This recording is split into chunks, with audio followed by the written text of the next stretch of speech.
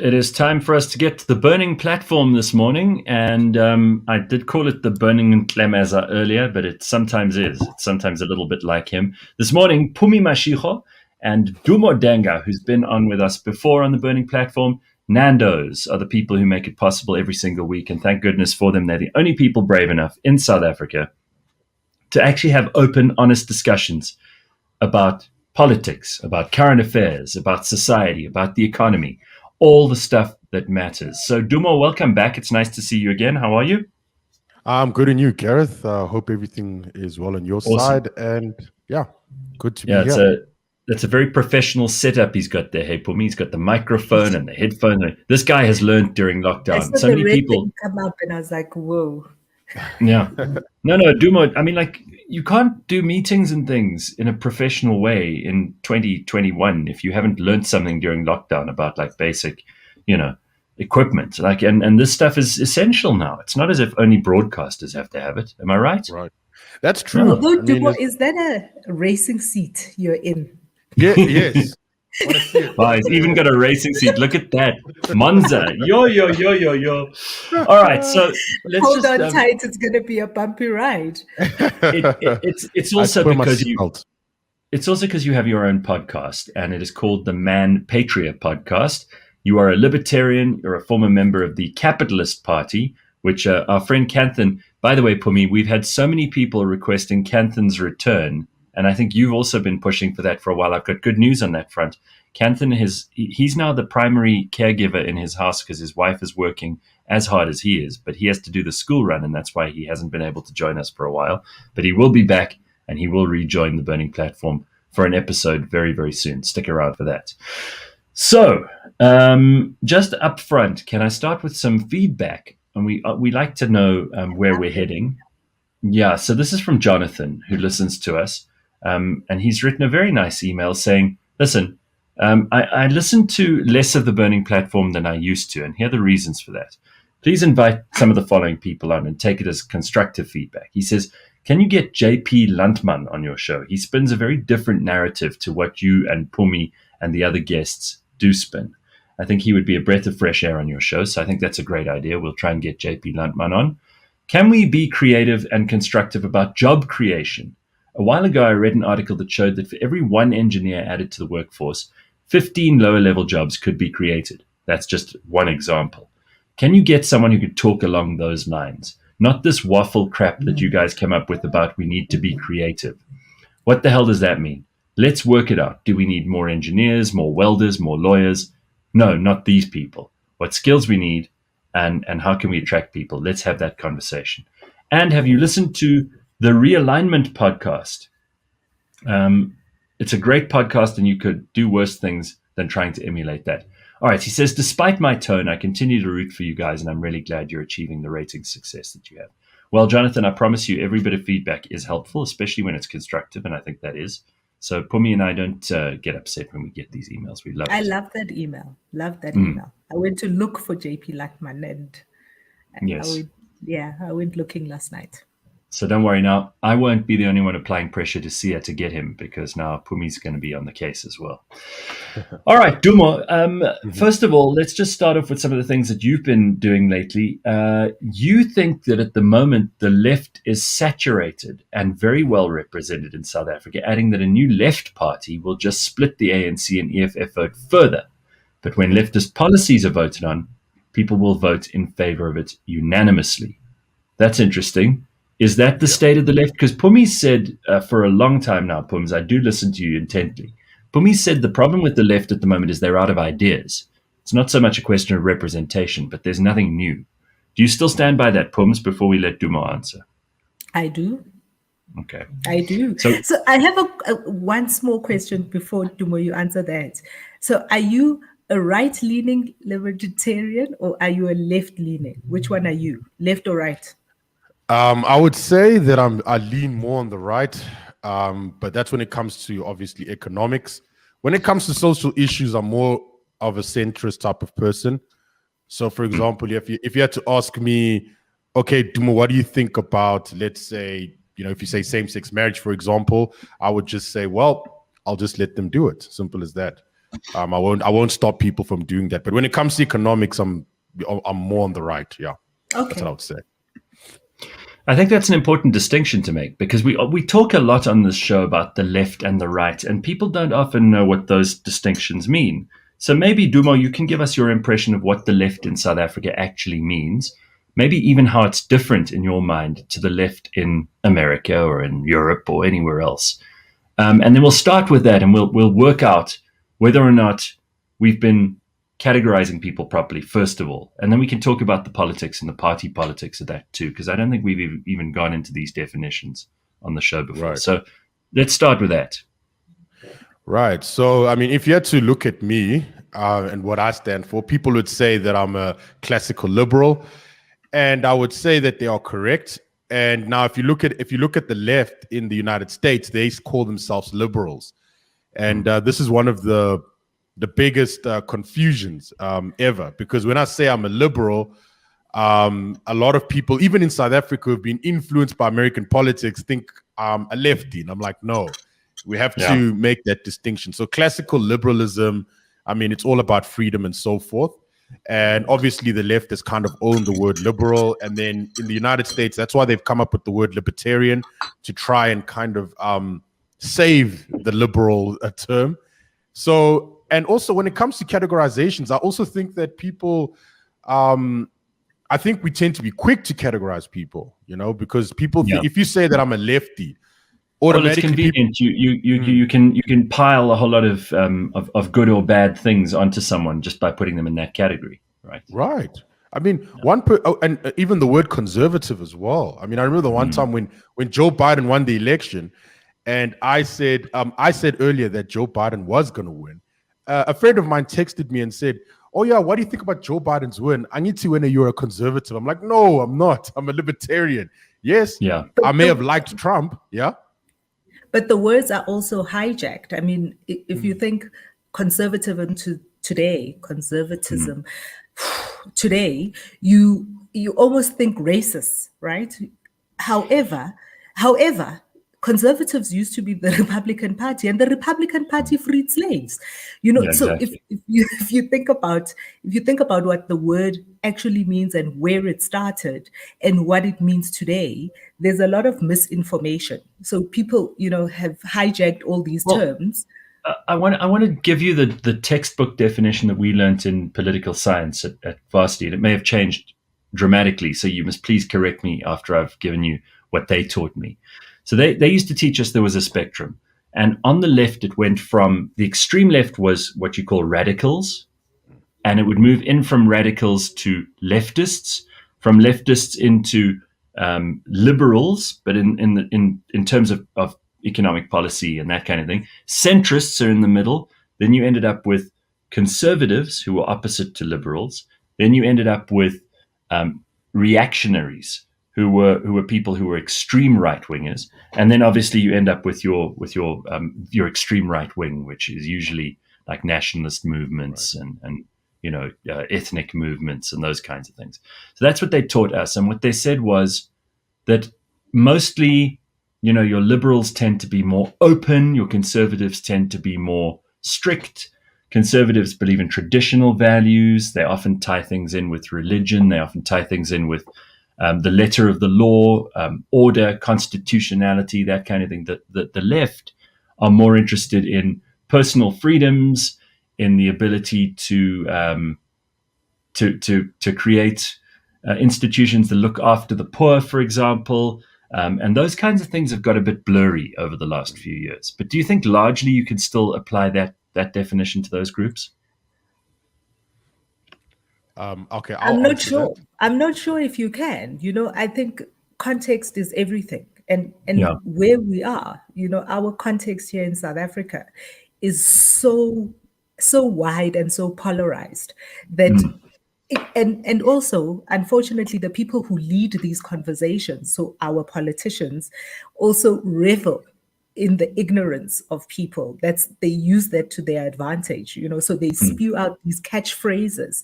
And a lot of people just take it as gospel. You're lucky, Gareth, in that you had political science as at university level. Most of Most of South Africans don't get to have political science at university level, not even in high school level. Trust me, it's a good thing. It was a complete waste of time to have studied that nonsense. I don't think so. It gives you a foundation. It gives you a foundation, and the right and the good thing about university, and unfortunately not everybody can go to university, is it gives you an opportunity to apply rigor to your reasoning. It applies rigor to your reasoning, so you can fight about it. You can redefine these things. You can research. You can read. That's what we lack most I've already of the time. I've already got a feeling, and Dumo, I want you to answer as well because I haven't given you a chance yet. But if I don't throw this in, I'm going to forget. I've got a feeling this is going to be a different kind of burning platform today because we are talking a little bit more about the structure and the actual systems, and I think that's important every now and then. Why I bring this up is because maybe part of our education in this country, and we were talking in the first hour, Pums, about education and how important it is and how character and personality are probably more important than academics on their own, subjects. But maybe one of the subjects that we should be doing, if we would like to engender in people in South Africa a better understanding of politics, is something like civics. Maybe we should have people attend a class in public schools. You can't make private schools do this, but you can make public schools do it. And I think it would be valuable, where they learn about not patriotism and nationalism. Those would be very destructive and dangerous things for a state to inculcate into children. In fact, it would be a kind of indoctrination. We don't want that.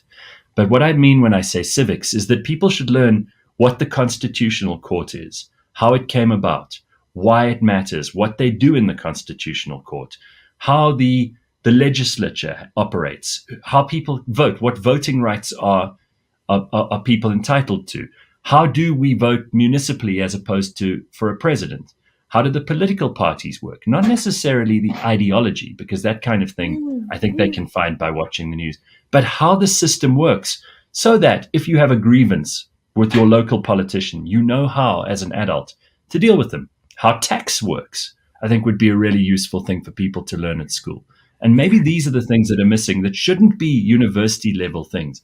These should be taught to kids when they are still young so that they can learn that they're part of a polity and that they have a responsibility as much as they have a right in a society like ours.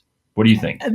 I mean, if you think about the what is the word, hullabaloo that was created a couple of days ago because of a short clip. I think it's about a 16 seconds of a clip of a lecture by Lwazi Lushaba, Dr. Lwazi Lushaba from UCT.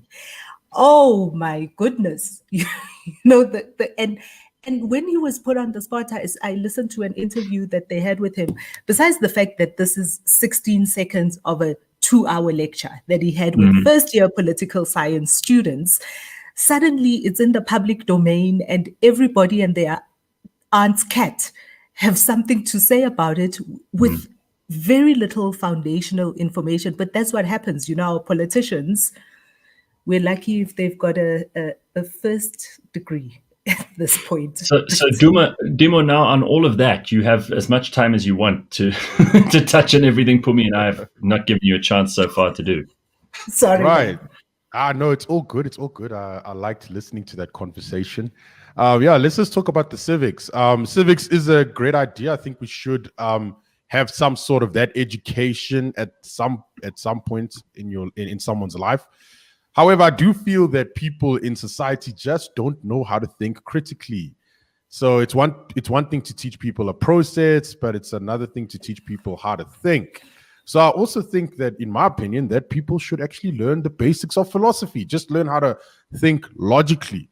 That is very key, because even in my development in getting into like political science and libertarianism and stuff like that, the one key thing was philosophy.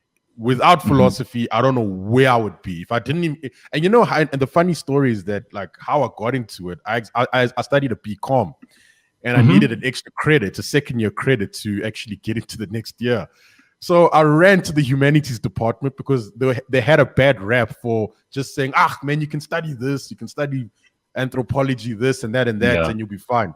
So then I saw the philosophy department, and I was really impressed by what they had. So I took social and political philosophy, and then from there it took off.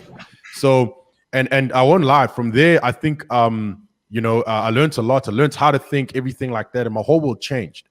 And that's what I think South Africans need. They just need to learn how to think, how to question things. It may be uncomfortable, but let's try question it. Let's have that good discussion. And if we can have that discussion, we may not agree on certain points, but at least we'll understand each other's positions. And then it goes back to what Dr. Lwazi Lushaba was saying. So, I mean, I'm one of those who saw the 16-second clip, sorry. And obviously, when I looked at that, I was taken aback. But then what was the first question I asked myself? I said, okay, what is he trying to say here? Just based on that, what could he possibly be saying? And I got certain possibilities, but again, those were possibilities. Now, I haven't listened to the whole clip, but based on that, I thought, okay, maybe let's try and be a bit charitable to his view and see if he is correct. I mean, at best, he could be correct, but it just may be controversial. And at worst, it could be factually incorrect.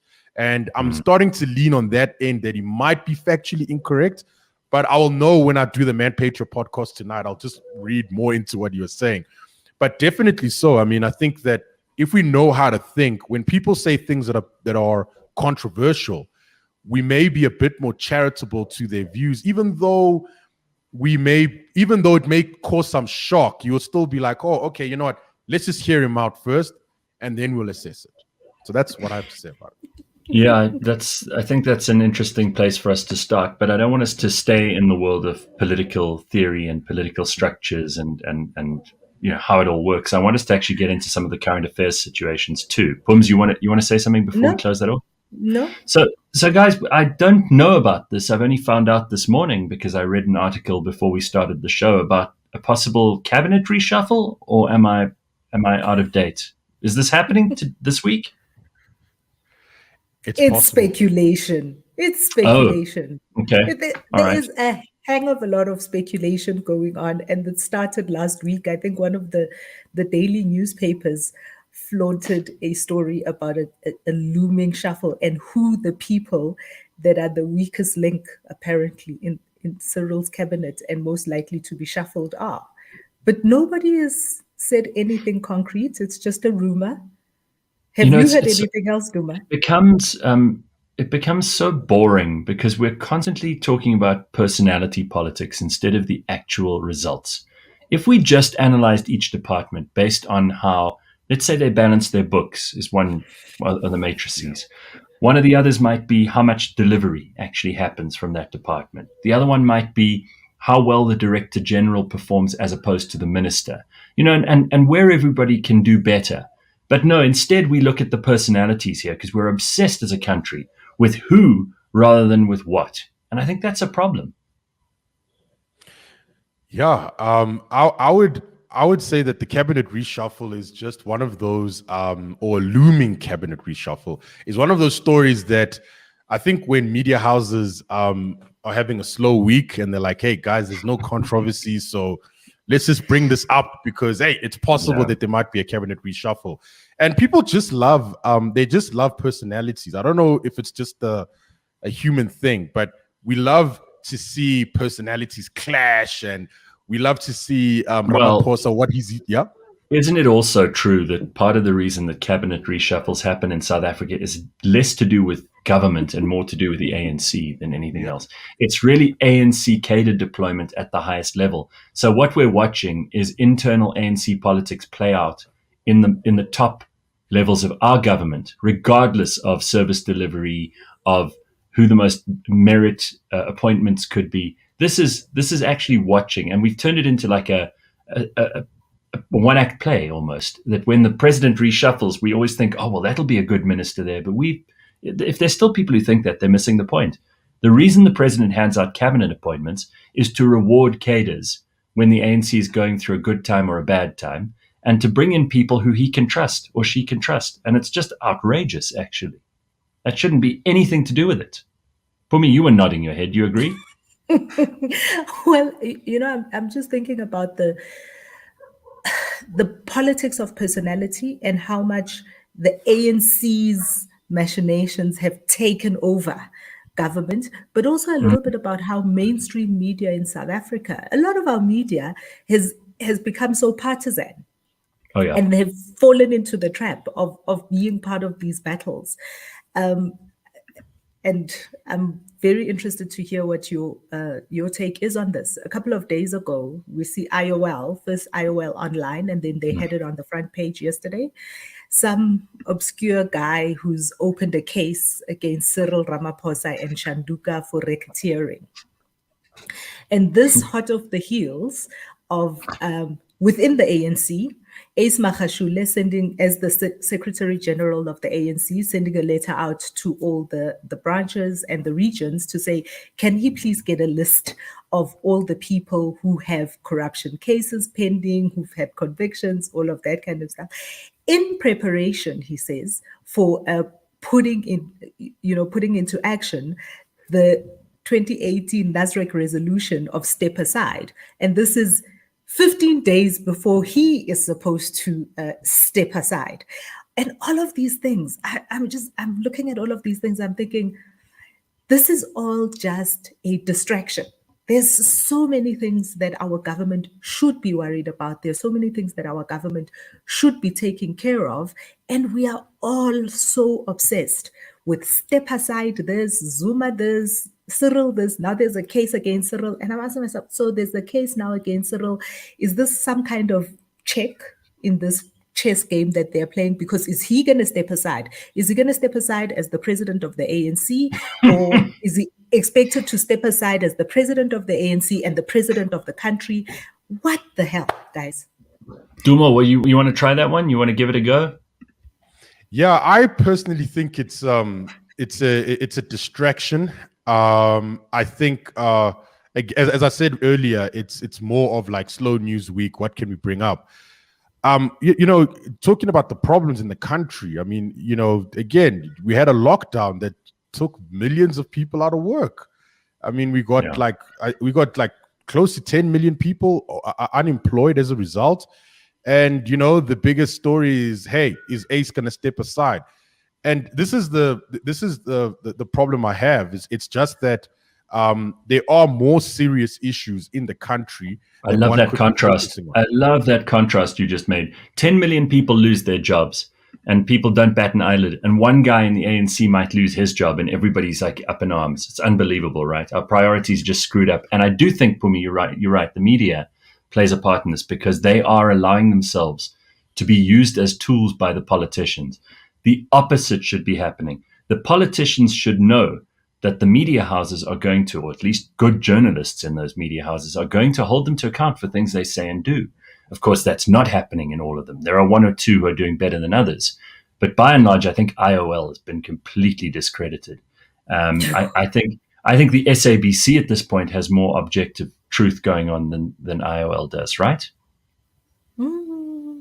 Hey. Are they still are the media houses still paying for good journalists? Yeah, where are they?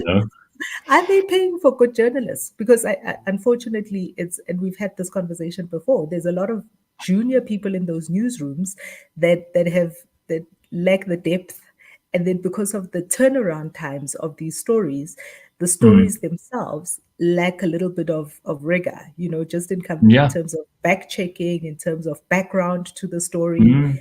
It's hectic out here, guys. Hectic. And of course, they're actually they're not in the business of journalism anymore. They're in the business of clickbait, and they're in the business of fishing around Twitter for stories that they know will get them trending, rather than stories that the public should know about because it affects our lives. It's all ass about face, if you ask me. Can I refer to a small story that should be a big story? There was a land invasion on Monday in Robbie Ridge, and the people there are furious because there's a piece of land. Turns out this land, government says it doesn't belong to them. They say that there's a private owner. The private owner says, yes, it is mine, but it belonged for the longest time to government. We can't figure out who's really in charge here, but the community are furious because they have nowhere to live. They're living in an informal settlement on top of each other. These are people who work or are trying to find work in and around that area. And they have lost patience because unless you block roads, and they built walls, they actually took bricks and cement and built walls in the middle of the road in frustration. The police came in, obviously, with Caspers and all those other Rattles, whatever the vehicles are that they use now. And they chased these people with tear gas. They fired water cannons at them, rubber bullets. It's amazing to me how, despite the fact that we keep claiming we have this incredible constitution and we're a country where the poor have a say and the poor are heard by the majority party who they claim to represent, that whenever anything like this happens, the only people who end up being victimized are the poor. The only people who end up at the brunt of police brutality, which, if this was America, would be front page news, but ends up a tiny story in the news that maybe you remember on a Thursday if it happened on a Monday. These people are desperate. The things they have to do to just get government's attention, to have basic water and electricity, even just space to erect some kind of a shelter for themselves. And we're worried about mass expropriation without compensation, but government land can't even be given to people where it's clear that there's a need and that land is not being used for anything else. What do you guys make of this? We should be worried about that expropriation without compensation. Very Absolutely. much so. No, we should, yes. So. But this is like the isn't this the sharp edge of the wedge, Pumi? These small protests like Robbie Ridge.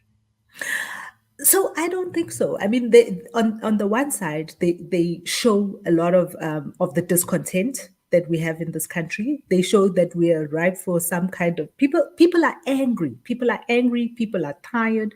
People are poor. And that's a bad place to be in. It's a bad place in any country. And our government just does not care. Our government doesn't care. But this is different and a separate issue to what that expropriations bill looks like.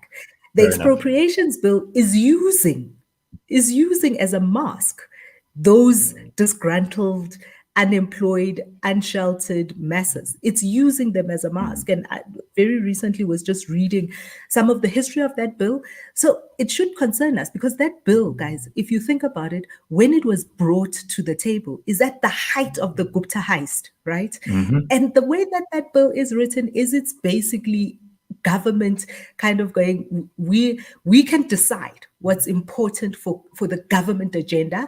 And anyone from a municipal manager right up to a minister can identify a property or piece of land to say, we need this to advance the agenda of government, and therefore it is going to get expropriated. What? Who is behind that bill? Who is behind that bill? Isn't it also pandering because they don't really... it's theft, but it's also pandering to poor people because they're saying to them, we're going to bring in this legislation. The government has had the ability to expropriate lawfully property since 1994, and they haven't used that to the degree that they could have. And we know that land reform has been pitiful and slow and has happened only where people are connected to politicians. But that's why I'm saying it's a mask. That's why I'm saying it's a mask. It's not pandering to poor people. They are masking. You are right. The issue with poor people. Duma, you feel strongly about this. What do you think? Yes. One thing I'll say is that when it comes to politicians, they are, some would say race hustlers. I would say poverty hustlers or poverty pimps. So basically what they do is they have all these poor people. They tell them, listen, if you give us power, we will, we'll make everything great for you. And these guys are desperate. They don't have jobs. They're angry, and you said it's a bad place to be in. Definitely so. And they'll usually listen to the first person that makes a promise. So they'll vote for that guy. I remember I saw a photo of Jeff Khateb, and he was wearing really, really, really like nice clothes. And he visited one ANC supporter who was like living in a shack. And I'm like, that's how you sum it up. You got these guys becoming rich by saying that they are standing up for the poor. And then once they get the votes, they do whatever they want, and then they expropriate and do all this crazy stuff. And this is the problem that we have, is that, when people are desperate, we are going to see more of this occurring. Then you got the expropriation bill, which for me is a sign that the government is desperate. They don't have any assets. They don't have any money. And what they want to do is they want to have this unbridled power of just taking whatever property they see fit. I mean, this is a recipe for disaster. I mean, this is what they did in Venezuela. They went on expropriation spree, and look where the country is right now. So I agree, it's a mask, but also at the same time, it's very, very, very dangerous, and it's going to set a set of dominoes. And I don't think once the first domino falls, it'll be very difficult to stop the whole flow. But yeah, it's terrible. It's terrible in every way whatsoever. And don't get it twisted. It's not expropriation to benefit anybody but themselves. We we have thugs in power, guys. We have thugs in power. It's what ZANU PF did in Zimbabwe. It was like farms for our friends, our party loyalists. That's what it was. I'm so pleased you corrected me there, because I was conflating two very separate issues, which I now see thanks to your explanation, Pumi. I mean, those poor people in Robbie Ridge, this has got nothing to do with expropriation without compensation for them. In their case, it's like desperation without compensation. And actually, the expropriation bill should be resisted at every possible turn. If people care about honest enterprise and free trade and the ability for ordinary South Africans to do the one thing that will pull you out of poverty, and that is for us all to be more productive as a nation and to create value. Right. Fight. All right. Can we talk briefly about the Judicial Services Commission and the possible appointment of a new constitutional court judge? The appointment of judges is such a messy business, and it seems to me that there is a huge overlap between the executive and the judiciary when it comes to the appointment of judges. Obviously, after that, we have a constitution which makes the judiciary, at least in writing, it seems to be a more independent body. We have people who have fought tirelessly and who've done incredible things during their sometimes illustrious careers on the bench to ensure that the judiciary remains independent. But are we and should we be more concerned about what goes on at the JSC? It's very boring to ordinary people, and most people don't have time to watch these hearings, but we probably should, right? No. Pumi says no. I would say yes. I would say yes, because I remember I had a guest on my show, Martin van Staden, and we spoke about this. And it's interesting how politicians are deeply involved in these selection of judges. And I'm thinking now, imagine you're a lefty, socialist lefty, the only way you got into parliament was because you destroyed some school property. And now you have to decide if this person, if a certain judge is going to be fit. Yeah. And I'm thinking that's not correct, because you're going to be selecting judges based on an ideology, not based on whether if this person can interpret the Constitution correctly, or at worst, you might select them based on how you think they should interpret the Constitution, because now there's this view of expanded constitutionalism, which is more of like this social justice. And again, I stand to be corrected, but it seems to have this social justice narrative that's attached to interpreting the Constitution, as opposed to looking at it for what it is. And that seems to be one battle that's going on. And now you got politicians on the other end trying to influence it. I don't think it's a good thing. But again, people will say, well, if politicians are not involved, then people don't have a say, and elected individuals need to have a say in this process. So therefore, it needs to happen. But again, there are pitfalls to it as well. So I think people should be concerned, because if a controversial judge is put in just because of how they view the Constitution, and it's not consistent with how it's supposed to be interpreted, that is an issue. That is a massive issue. Awesome. I think that's a good answer. I'm just worried that maybe with a little bit of experience, 25, 26 years of experience in how government should operate, maybe there were things that we didn't foresee in terms of the relationship between the three branches of government, the executive, the judiciary, and the legislature. And that maybe we need, Americans, for example, they vote for judges when they go to the polls. Now, that would be even more dangerous in this country. Can you imagine the kinds of people who the politicians would recruit onto party lists and we could vote for as judges? At least at this point, the judiciary is still, by qualification, you have to have been a judge, you have to have been an advocate or an attorney. There are certain things that are basic bare minimums, which I think are a good thing. But maybe we should look at other ways to to structure the judiciary, or maybe even find other people. Maybe there should be a commission similar to the JSC of old judges who appoint the new judges. Because at the moment, it's the president who appoints them on advice from the JSC. And the JSC is just another elected body because it's a committee, effectively, drawn from the political parties represented in parliament. It's a flawed system, but you know, at the moment, it's the best of the flawed systems that we do have. What you hope for, and unfortunately, this is the thing, Gareth, you studied Roman Dutch law, is you hope that the people who are the ones who are supposed to uphold the law for us or review the law have got the wisdom of Solomon, and that their belief system is not only based on the law of the country, which is our constitution, but also of the consensus of the population. You know, we kind of, as South Africans, our constitution is our base belief system, and from there unfortunately, it's a flawed system, but it's the best of the systems that we do have. You hope that they will follow the letter of the law or apply their rigorous minds to how that law gets applied to the general public. You know, the law is supposed to protect the best and the worst of us, the weakest and the worst. Mm-hmm. Yeah. So and we should still always have some space for people to know that no matter how awful the things are they might have done, that you are still innocent until proven guilty.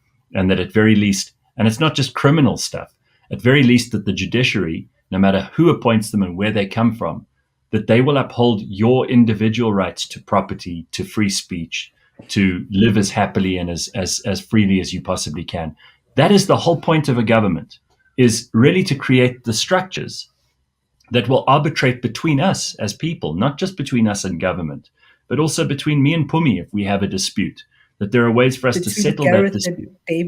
Between Gareth and Damon. Exactly, when we're arguing like we were yesterday. Okay, let's just turn our thoughts further afield, because I know a lot of people want to talk about this, and it's something I'm a little bit obsessed with, I'll admit, and maybe I'm boring people with it, but I can't get enough of this ridiculous cancel culture movement. I see that Hank Azaria, this is ridiculous, but just bear with me. Hank Azaria is the guy who voiced a number of characters on The Simpsons. One of those characters was Apu Nahasapima Petalon, who is an Indian shopkeeper in The Simpsons, right? And Apu is one of my favorite characters in The Simpsons. And he's got a very stereotypical kind of Indian accent, which is amazing. I've got to give Indian people credit, because no matter where they are in the world, first generation Indian immigrants all do have the same sound to them. You know, if you're Polish, you have a different kind of sound if you're in America to if you're in South Africa to anywhere else. But the Indians have such a strong cultural background. And as a nation, obviously, there are different dialects and there are different languages and there are different backgrounds and different ethnicities in India. It's a huge country. But it seems to me like you can do an Indian accent and people know what you're talking about, an Indian person, or at least a first generation Indian immigrant.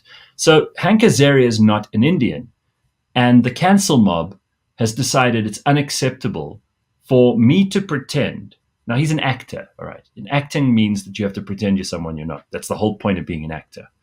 He has to now apologize, and he has, for voicing Apu on The Simpsons. He says the problem is that he's white and therefore he cannot ever voice an Indian person. What is the purpose of an actor if they can only play people with their lived experiences? Then you shouldn't go into acting. Acting is a stupid thing that we should shut down the whole of Hollywood, Bollywood, Nollywood. We should stop thinking about making movies. We should stop writing plays. We should stop putting ourselves in the position that so many writers, the greatest writers in history, have put themselves in, of trying to imagine what it's like in someone else's shoes. In fact, that is also the definition of respect, is it not? Is to look twice, is to look at it from your point of view and to look at it from someone else's point of view. These people are so literal in the cancel mob. They're so absolutely literal that they cannot picture a scenario where it might be possible for me to imagine Pumi's life or Dumo's life. That is how unimaginative these people are. This is how indoctrinated and ideologized they are. Do you think that this is as big a problem as as I'm saying it is, or do you disagree with me? Do you think it'll pass and this is just something stupid? Dumo, you go first. Okay, I'll go first. Okay, I think for me, it could escalate. I'm just wondering. I mean, now this guy who apologized, what about the guys who wrote the whole Simpsons series, the script writers? Yeah. I mean, what's their race and ethnicity and so forth? Yeah. So the thing is that these guys, these cancel culture people are only going off the individuals who seem to not fit the narrative or fit the script, or I want to put it. And now what happens now is that they go after that guy, but then now what about everyone else? I'm not saying that they should, but the problem is that they don't understand the industry. They don't understand that there are people who actually go out there and create series based on, typical stereotypes. And again, you don't have to watch it. That's the thing. I don't understand why for them it's such a big issue that they have to go out and make sure that there has to be some sort of consistency with the actors and their race and who they're representing and so forth. I mean, what makes them think that they should even decide such a thing? Never mind that it has to be a person of a particular skin color that has to represent a certain person in a movie or a film. What makes them think that they should be the gatekeepers of such? It's ridiculous. And I think, in my opinion, if they actually applied that logic to their own position, then they would actually realize that, oh no, we're actually in the wrong here and we shouldn't be trying to be the judge. But yeah, it's really sad, and it could escalate. It could become worse. I mean, Godson spoke about this many times, and he's been prophetic. Yeah, that's right. Every time we talk about cancel culture, I always think that we're looking at it at a very narrow lens. What it is at the base of it is a group of people who are unhappy about a particular way another group of people either portrays them or a thing or whatever, right? Yeah. But if you were to and unfortunately, because of the way that media is so disintermediated now, each and every single one person has an amplified voice, right? But actually, if you think about the abolition of slavery, that's a form of cancel culture. A group of people decided that this particular action is no longer compatible or agreeable for the bigger majority. And a group of people stood up against that and systematically ended that way of being. Similarly with world wars, a group of people decided that this particular way of being and this particular culture does not gel with what the rest of us believe, and they canceled it. So when you think about the fact that you look at it at a very narrow lens, where each and every single individual now has a megaphone where they can voice their disgruntlement and basically go to war against something that they believe is not a way of life but for the rest of us. I hear you, but does that mean that there are good and bad forms of cancel culture? And is all of it progressive? Is all of it useful to us? Or is some of it retrogressive? I mean, if I can't put on an accent anymore, which is something I used to do on radio all the time. And now I have to think very carefully if I use an accent, because some people are going to interpret that in some way as me stereotyping and judging and being negative about someone, when actually I'm just trying to mimic them. And I think this is something humans have done for thousands of years. If that becomes unacceptable in society, are we not losing more than we gain? And certainly your example of the abolition of slavery may be a good one. I don't know that that's cancel culture. I think that's progress. Slavery is cancelled.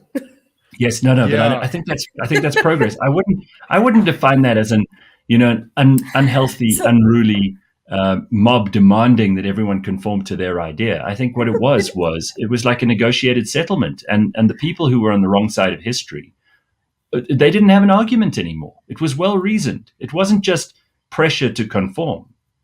Gareth, if you think about, and this is where for me, the advancement of quite a lot of things that cancel culture has brought to the fore is it makes you think about it. It makes you think about what it is that you're wanting to achieve from stereotyping a particular individual or a particular group of individuals. And more importantly, not only is it about your intention, but it is about how it is received on the other side. We know this, that these stereotypes have a negative impact on a whole lot of people. People are less likely to get a particular job if they look like a particular person, if they speak like a particular way, if they, all of those, what stereotypes tend to do is they group a bunch of people into one thing, and that's the psyche of humanity. And now we are in a place where the individual has become so elevated in our society. And what cancel culture is doing is it's saying, actually, you are no longer allowed to group people. Each individual that you come into contact with, you must engage them as an individual. And each and every single one of those people, you don't come at me thinking all Black women are loud and angry. Don't come at me like that. Because if those are the stereotypes that are put out in media, and, Schuster or Medea, or you know what I'm saying? Those things have a very real psychological impact on the way that the rest of society deals with people. There's a place for it. Perhaps it boils down. You agree, Dumo? Because I think largely you don't agree. Okay, well, go ahead. You come in next. I'll wait. I don't agree, because the reality is that the people that are pushing the cancel culture are in fact stereotyping. These are the individuals who are saying that you can't put on an accent because when you do it, you're mocking. But then when someone from that particular group, or as identified from that particular group, starts to stereotype, let's say his grandfather who has that particular accent, then it's fine. It's okay because he's part of it. But then when someone of a different race does the same thing, it's wrong because he has the wrong skin color. So I think my problem with this is also that cancel culture is not targeting a policy like slavery. The abolition of slavery this is something that's got to change for all of us. Cancel culture goes after individuals. Like here it's going after one actor, but it doesn't go after another actor, for example. It's fine for a Black actress, for example, to play Anne Boleyn. But that actor is a proxy. That actor is a proxy. But then that actor is a proxy. But then you can't get someone fired from their job. So you see, Gareth, like you say today, that when you think about mimicking or making fun of in a particular accent or stereotype, you think hard about it. It's the proxy. What the proxy does is it sets an example. We were talking earlier about the law and the Constitution. That's why there are precedents. That's why the law has precedents. It's a single case that changes the environment. That's what that's about. You need a proxy. And I mean, even if you think about the abolition of slavery, and what it was for, is it sounds today, when you look back, like it was their better nature, the angels of their better nature that wanted to abolish slavery. But actually it is not. It's simply because with industrialism, people who did not have slaves could not compete because the cost of labor was making it hard for them to compete. So now you go, actually, those guys with the slaves, hell no. They're competing at an unequal. We should all not have slaves so that we all can compete. But what about when they come for you? Because, if you voice an opinion here on the Burning Platform this morning that someone powerful in government doesn't like, and you lose out on a massive business deal, and you and Kanejo don't have food on the table next week. I mean, that to me doesn't seem like it's any more a fair proxy battle. That's them leveraging their power against you because they don't agree with you. And I see a lot more of that happening than I do righteous indignation about proper things that threaten humanity. I mean, you see it over the most incredibly stupid things. And it's really got to do with people who are slacktivists sitting there. Unfortunately, that's the price of principle. That's the price of principle. Robert Sobukwe was in prison with his own clause in the law statutes, with his own clause, because of his principles. That's the price of principle. I don't know, guys. The way you don't know if that's the price of principle. No, it's just that I think there's some sort of equivocation error, because like if slavery got cancelled, then fine, but it's not the same as an actor getting cancelled. I think, and I don't think it has the same result. Yeah, it doesn't. It's more like it's more fallacious. I think it's an equivocation fallacy, because what you're doing is you're taking the word cancel in one context and making it equal to cancel in another context. Yes, slavery got cancelled, but it's not based off an ideology where it states that you can't portray a certain person in a particular way because you have the wrong skin color or you don't have the shared experience. It's totally based on different. an ideology that says I cannot compete with you because you have free labor. No, I'm talking about the actors, right? So if you look at the slavery one, you're right when you mentioned that yes, people couldn't compete because of the price of labor. Fine, and that's one debate. And slavery ended maybe as a result of that. But now we're talking about when you're talking about maybe as a result of that, they went to war because they couldn't compete. Yes, but you come from the capitalist party, but brother, but it's not the same as canceling someone because he has the wrong skin color and he's portraying someone that's not in his supposed cultural background. That's a totally different thing. Yes, the word cancel is used in both contexts, but it doesn't mean the same thing. I'm just sad because you know what's going to happen. Like Apu as a character in The Simpsons, someone who I loved, is now going to go away, or they're going to change him, and I'm no longer going to want to watch that Apu anymore. He had a character, he had a voice, he had a personality, which even though he was made up, was real to me growing up through season after season of The Simpsons. The only person who loses is the viewer. The only person who loses is the person who actually loves that. Have you watched a documentary called Disclosure? No. It's actually it's on Netflix right now. It's an award-winning documentary from a couple of years ago, and it's about transgender individuals and the portrayal of transgender individuals within the media context. And it's very fascinating because they talk to people who played transgender individuals who were not transgender. They talk to famous actors and writers and producers who are transgender and how that has changed, but also how it has made a difference to their safety.